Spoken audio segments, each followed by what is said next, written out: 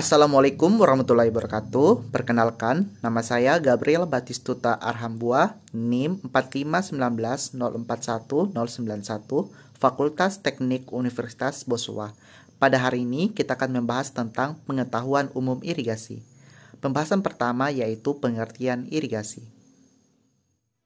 Irigasi secara konstitusional, wewenang pengusahaan air diatur oleh negara yang dinyatakan dalam Undang-Undang Dasar 1945 Pasal 33 Ayat 3 sebagai penjabaran dalam pengusahaan air terhadap air tersebut. Telah dijabarkan dalam peraturan perundang-undangan yang berlaku. Di Indonesia, perkembangan dan pengelolaan irigasi dan drainasi pada umumnya ditunjukkan untuk keperluan tanaman padi di daerah persawahan, baik di musim hujan maupun kemarau. Maka irigasi dalam hal pemenuhan kebutuhan air untuk tanaman padi merupakan faktor yang sangat penting dalam rangka usaha swasembada beras. Sejarah irigasi di Indonesia. Perkembangan irigasi di Indonesia menuju sistem irigasi maju dan tangguh tak lepas dari irigasi tradisional. Irigasi maju atau modern pada umumnya sangat dipengaruhi oleh ciri-ciri geografis setempat dan perkembangan budidaya pertanian. Perkembangan irigasi diperkirakan baru berlangsung sejak lebih 1000 tahun yang lampau pada zaman kerajaan-kerajaan Hindu di Jawa. Warisan kebudayaan irigasi yang sudah cukup tua adalah irigasi subak di Bali dan irigasi kecil di Jawa. Warisan irigasi dengan masbah tersendiri dengan ciri-ciri kebudayaan adalah irigasi subak di Bali.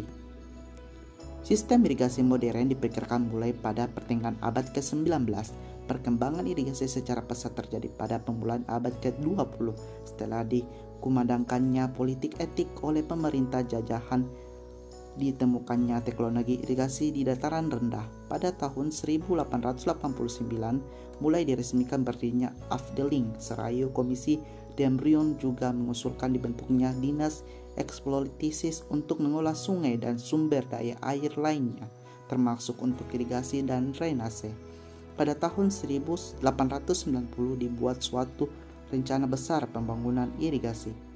Beberapa hal yang perlu dicatat dalam kerangka persiapan pembentukan organisasi pengairan pada permulaan abad ke-20.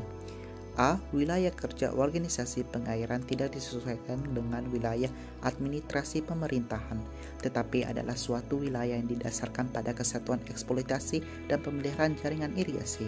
B. Dipisahkannya unit organisasi yang menangani pekerjaan konstruksi dengan unit yang menangani eksploitasi dan pemeliharaan irigasi. C. Dibedakannya sistem irigasi menurut berbagai kategori untuk dapat memahami proses pembangunan yang terjadi. 4 kategori pengairan yang dipertimbangkan dalam menangani pembangunan irigasi. A. Sistem irigasi yang secara menyeluruh dikerjakan pemerintah termasuk keperluan untuk membagi air secara teratur. B. Sistem irigasi yang dianggap penting yang pembangunannya dirintis oleh masyarakat setempat dengan bangunan-bangunan irigasi sifatnya permanen. C. Sistem irigasi yang dibangun oleh masyarakat setempat dengan ciri-ciri setempat dengan bangunan-bangunan yang kurang permanen. D. Saluran-saluran pembuangan dan sungai-sungai yang oleh masyarakat dimanfaatkan dengan cara yang sangat sederhana. 2 model pengelolaan irigasi. 1. Sistem pengelolaan yang didasarkan atas kebijakan pola tanaman yang telah ditetapkan pada sistem irigasi yang dibangun pemerintah. 2. Sistem pengelolaan yang didasarkan atas praktek-praktek irigasi setempat dengan cara pembagian air yang profesional menurut luasnya wilayah yang diairi. Macam-macam irigasi berdasarkan status jaringan irigasi, berdasarkan tingkat teknik irigasi, berdasarkan aplikasi air, berdasarkan sumber air, berdasarkan teknis pemberian air, berdasarkan tujuan penggunaan air. Berdasarkan status jaringan irigasi, irigasi pemerintahan, irigasi desa, irigasi swasta, berdasarkan tingkat teknis, irigasi setengah teknis, irigasi sederhana. Berdasarkan aplikasi air, irigasi genangan, irigasi sprinkler, irigasi tetes. Berdasarkan sumber air, irigasi air permukaan, irigasi air tanah, irigasi sawah tada hujan. Berdasarkan teknis pemberian air, gravitasi. Irigasi gravitasi air permukaan adalah sistem irigasi yang pengaliran air dan sumbernya ke lapangan menggunakan metode gravitasi. Bertekanan, pemberian air biasanya dilakukan dengan cara disiram atau cara tetes. Berdasarkan tujuan penggunaan air, irigasi persawahan, irigasi tambak.